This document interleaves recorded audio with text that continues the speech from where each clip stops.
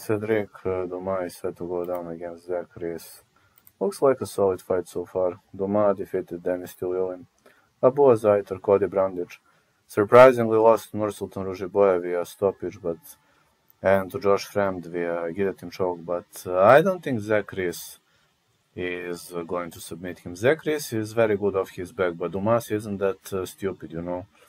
Zach Reese is 6'4", 77 inches of reach, but Dumas is also very, very long for his weight class.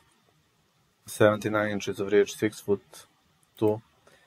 Reese was having ups and downs, but he defeated Jose Medina, he defeated Julian Marquez, lost to Cody Brandage, and Eli Aronov slammed him, you know.